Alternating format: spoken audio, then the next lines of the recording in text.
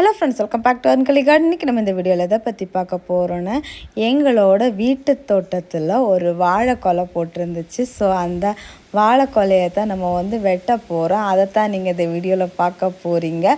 So friends, எல்லோரும் வீடியோவை like பண்ணுங்கள், ஷேர் பண்ணுங்கள், கமெண்ட் பண்ணுங்கள், சப்ஸ்கிரைப் பண்ணுங்கள். அப்படியே பக்கத்தில் இருக்க பெல் ஐக்கானை கிளிக் பண்ணுங்கள். அப்போ தான் நான் போடுற வீடியோஸில் உங்களுக்கு உடனுக்குடன் நோட்டிஃபிகேஷன் வரும். அப்போ தான் நீங்கள் என்னோடய வீடியோஸில் மிஸ் பண்ண பார்க்க முடியும். வாங்க ஃப்ரெண்ட்ஸ், வீடியோக்குள்ளே போகலாம். இதுதான் அந்த வாழைக்கொலை. இதை ரொபஸ்டான்னு சொல்லுவாங்க. நாங்கள் மோரிஸ் பழம்னு சொல்லுவோம், பச்சை பழம்னு சொல்லுவாங்க. முன்னாடியெல்லாம் ஒரு கொஞ்சம் வருஷத்துக்கு முன்னாடியெல்லாம் எந்த கல்யாண வீடாக இருந்தாலும் சாப்பாடு பரிமாறும்போது இந்த பழம் தான் மேக்ஸிமம் பரிமாறுவாங்க. இப்போ பெருசாக இந்த பழத்தை யாரும் விரும்புகிறதில்ல.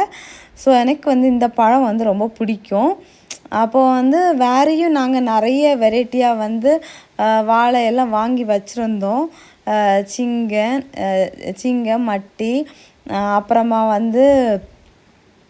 ரசத்தாளி, இந்த மாதிரி நிறைய வச்சுருந்தோம்.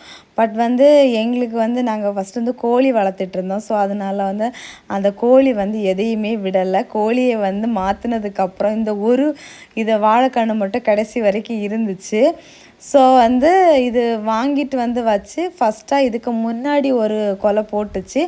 அப்போ மரத்தில் இருந்தே பழுத்து நாங்கள் அந்த பழத்தை மரத்தில் இருந்தே நாங்கள் பழம் எடுத்து சாப்பிட்டோம். ஸோ இதையும் அந்த மாதிரி விடணும், வீடியோ எடுக்கணும் அப்படின்னு ஒரு ஆசையோடு விட்டுருந்தோம். ஃபைனலி இதால் அந்த வெயிட்டை தாங்க முடியாமல் நாங்கள் ஏனெல்லாம் கொடுத்துருக்கோம் பாருங்கள். அந்த ஏனிலேருந்து அப்படியே சரிஞ்சிடுச்சு. இனி இதுக்கு மேலே விட்டால் சரிப்படாது. ஆனால் இது வாழைக்காய் நல்லா விளைஞ்சிடுச்சு. நல்லா விளைஞ்சி காயெல்லாம் வெடிக்கவே ஸ்டார்ட் ஆகிருந்துச்சு. ஃபஸ்ட்டு எங்களுக்கு மேலே பார்க்க தெரியல. உள்ளே ஒவ்வொரு சீப்பாக கட் பண்ணி எடுக்கும்போது தான் எங்களுக்கு தெரிஞ்சிச்சு உள்ளே நமக்கு விளைஞ்சி நல்லா கீறி வெடிச்சிருக்கு அப்படின்னு சொல்லிட்டு.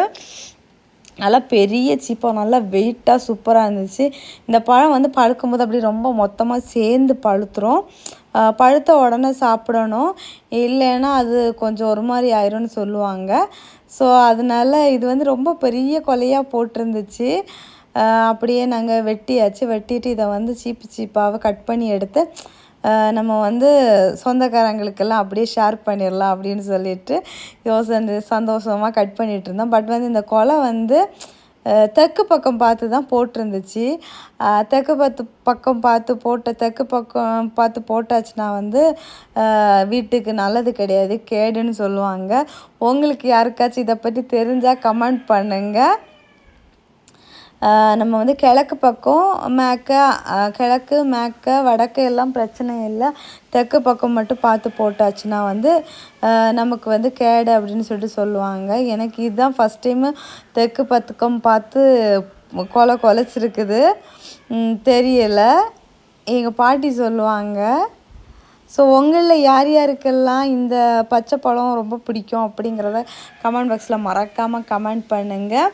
அதுக்கப்புறமும் நாங்கள் வேறு நிறைய இதெல்லாம் வாங்கி வச்சோம் வாழையெல்லாம். ஆனால் எங்களுக்கு ஃபுல்லாக சுற்றி தென்னை மரம் இருக்கிறனால அது ஓலை விழுறது, கொஞ்சம் வளர்ந்து வர ஸ்டேஜில் ஓலை விழுறது, மட்டை விழுறது அப்படின்னு சொல்லிட்டு அது தேறி வந்துக்கிடவே செய்யாது. அதனால் நாங்கள் அதெல்லாம் வளர்க்குறத அப்படியே விட்டுட்டோம்.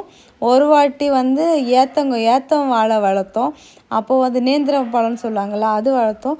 சூப்பராக கொலையெல்லாம் போட்டுச்சு, காயெல்லாம் அழகாக இருந்துச்சு. காய் விளையிறதுக்கு முன்னாடி அதுக்கு மூட்டில் ஏதோ ஒரு கேடு மாதிரி அப்படியே போயிடுச்சு. சிங்கம் வாழைக்கொலையும் ஒருக்கா வெட்டியிருக்கோம், அதுக்கப்புறம் மட்டியும் ஒருக்கா வெட்டியிருக்கோம். ஆனால் இது மட்டும்தான், இது ஒரு 2 வாட்டி நாங்கள் வெட்டியிருக்கோம். அதில் ஒரு கன்று வரும், அடுத்தது அந்த கன்று குலைக்கும், அந்த மாதிரி தான் போயிட்டுருக்குது. இப்போவும் இந்த வாழையும் சுற்றி நிறைய கன்று பிடைச்சிருந்துச்சு. ஆனால் எல்லா கன்றுமே ஒரு மாதிரி ஆகி போயிடுச்சு. இப்போ ஃபைனலாக ஒரே ஒரு வாழைக்கன்று நிற்கிது. இதே வாழைக்கன்று நான் காமிக்கிறேன். ஃபைனலாக கட் பண்ணி முடிச்சிட்டு பாருங்கள் நமக்கு எவ்வளோ வாழைக்காய் கிடச்சிருக்குன்னு சொல்லிட்டு. அப்படி பல்காக இது எப்படி கொலை போட்டாலுமே பல்காக தான் இருக்கும். இதுக்கு நாங்கள் உரம்னு கொடுத்ததுன்னா ஃபுல்லாக வந்து இந்த காய்ந்த இலை சருகள் இந்த கீழே இருக்குதுல்ல இதை தான் சேர்த்து தூத்து அதுக்கு மூடு சுற்றி தோண்டி இதை தான் போட்டு விடுவோம். ஃபுல்லாகவுமே நாங்கள் அதுக்கு உரம்னு கொடுத்தது, வேறு எந்த ஒரு உரமுமே கிடையாது. பாருங்கள் அந்த ஏன் கொடுத்துருந்ததை பாருங்கள், அந்த இடத்துலேருந்து முறிஞ்சிடுச்சு, அதனால தான் அது விழுந்துடுச்சு கீழே. இனி நமக்கு வந்து இதை இனி இப்படியே விடக்கூடாது, இதை நம்ம வந்து கட் பண்ணி போட்டுறணும்.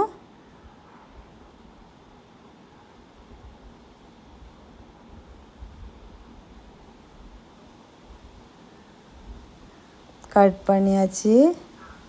இந்த வாழைத்தண்டு எப்படி இருக்கும் அப்படின்னு சொல்லிட்டு தெரியல, நான் நல்லா தண்டை எதுவும் எடுக்க யூஸ் பண்ணலை சமையலுக்கு எதுவுமே.